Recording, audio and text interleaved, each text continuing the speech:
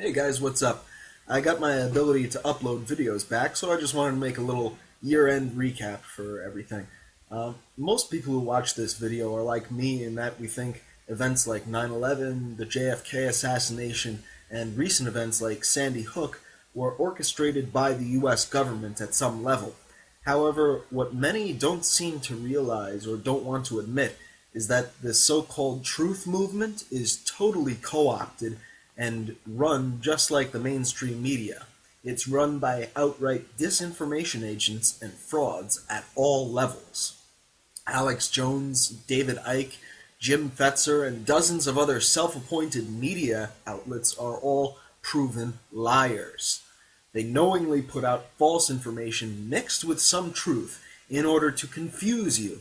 It's been documented countless times, but for some reason these entities maintain a mindless fan base.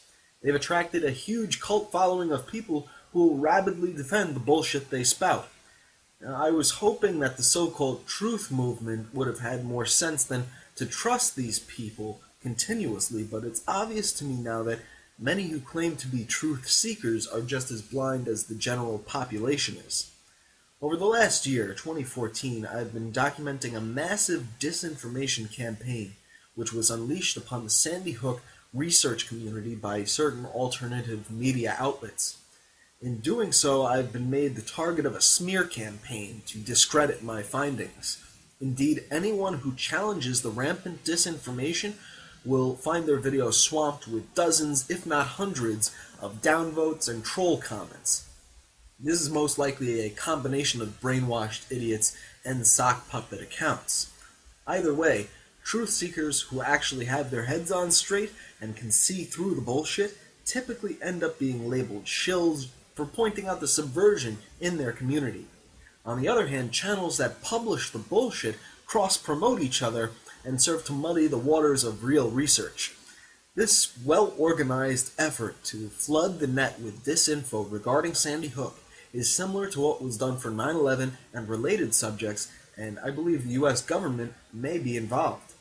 This counterintelligence program came to my attention in early 2014 when a man named Wolfgang Halbig was invited on several shows asking for hundreds of thousands of dollars.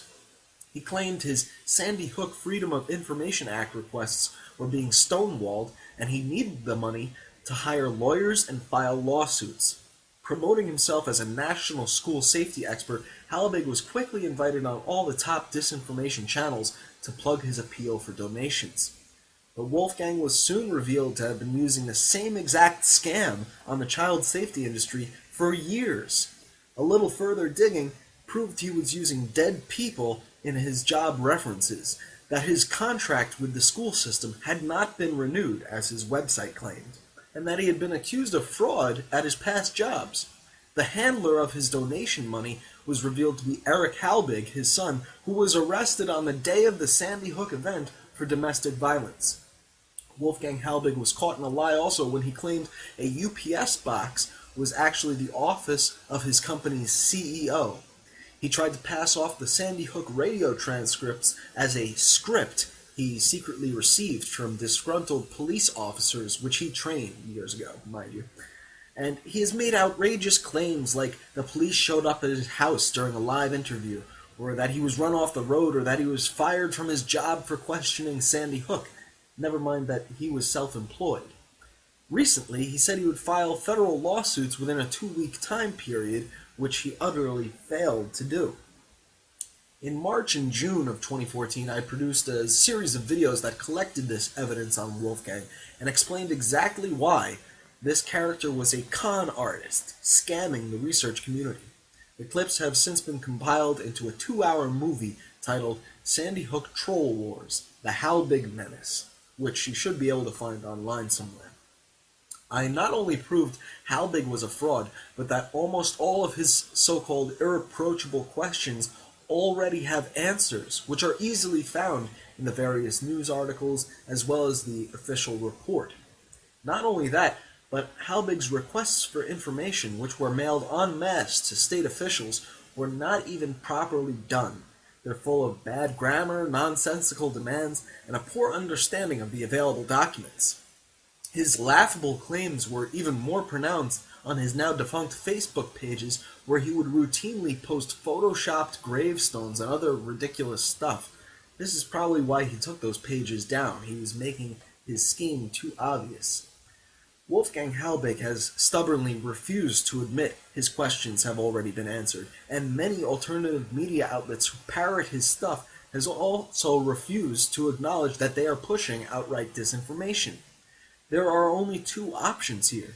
Either they're all totally clueless on Sandy Hook, or they're knowingly trying to confuse a massive amount of people. Either way, they're helping to spread false leads and red herrings all over the research community. The Sandy Hook hoax groups on Facebook, YouTube uploaders like Jonathan Batla, aka Team Wake 'em Up, and many others have tried to convince me and all of you out there, in the face of this blatant fraud, that Halbig is some sort of hero, and that we should use his bogus story to get more followers.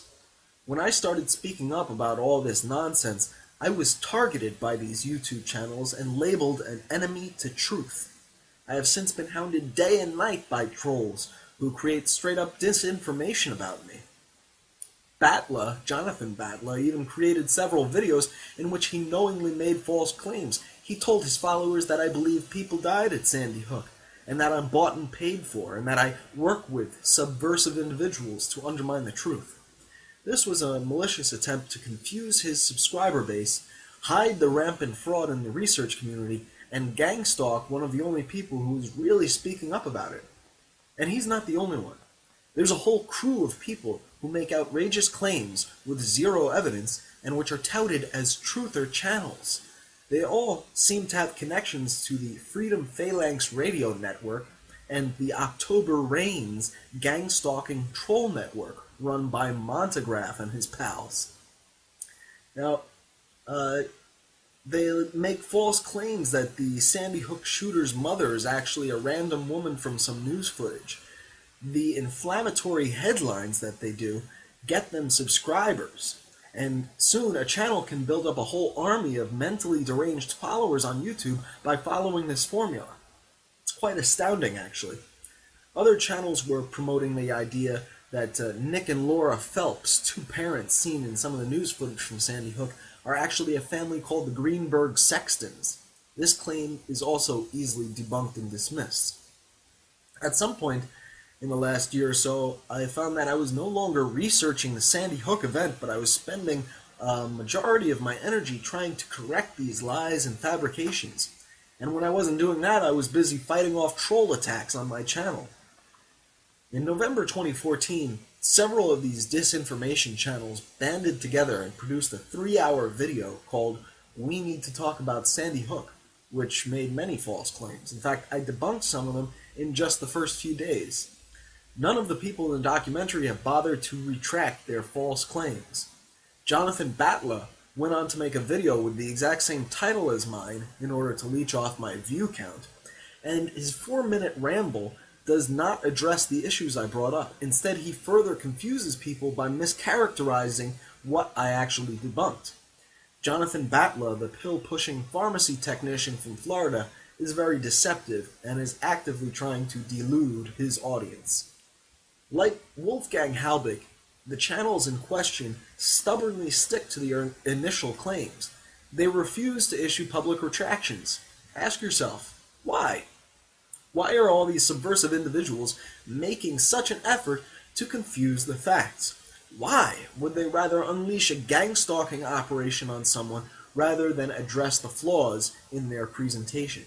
Even folks I considered as legitimate researchers want to sick some dirty dogs on me for being informed and aware. Is it that hard to admit you were wrong? There is a phenomenon I noticed on Facebook when I point out some false info that someone has posted. They'll typically keep the BS posted on their wall for all to see, rather than take it down. It's almost like they don't want to admit that there's a mistake been made, or that what they thought was actually true is really just a pile of horseshit. This is known as cognitive dissonance, and it occurs when confronted with an idea that challenges one's previously held beliefs. So, The proliferation of disinformation may be due, in part, to this hesitance to admit one's mistakes. But I believe it all goes much deeper. The search for truth has been derailed, and the alternative media is completely taken over by disinformation agents and their moronic followers. That's why no real progress is made. Promoting absurd claims, the Disinfo gang has gathered a large number of unstable, borderline schizophrenic subscribers. The mindless drones follow their master's orders to re-upload certain videos or attack anyone who is seen as divisive without considering the argument that's being made. This is the same tactic that was used during Occupy Wall Street, when the smart people realized that the government had infiltrated our ranks and was steering the direction of the movement. The aware individuals were made targets of slander campaigns. They were labeled as undercover cops or shills, and there was a coordinated effort to hide the facts. Sadly, the majority of people just let the takeover continue rather than ruffle any feathers or be seen as divisive or as infighting. If you let the same thing happen here, then it's your own damn fault. If you share these videos that are pushing false information, and if you join this gang, then you're doing the work of U.S. intelligence agencies. If you turn a blind eye to the truth in the face of overwhelming evidence of fraud, then what respect can I have for you? I don't care if I get thousands of thumbs down votes. I'm going to keep exposing the trolls and the truth, because at this point, I feel like this is the greatest threat to the truth movement, the proliferation of disinformation. Now, to the ones that recognize what I've been saying, I give you my thanks, and I'm sorry if these points were a little bit redundant over the past few months. Your recognition of the facts give me hope that someday we can turn this around to show others how they're being misled by the frauds. I'd encourage you all to band together yourselves and create videos and channels and networks that expose the truth and that don't rely on sensationalism or extravagant headlines that really don't make any sense. This will be my last video upload for 2014. I hope you have a great new year, and I'll see you on the flip side.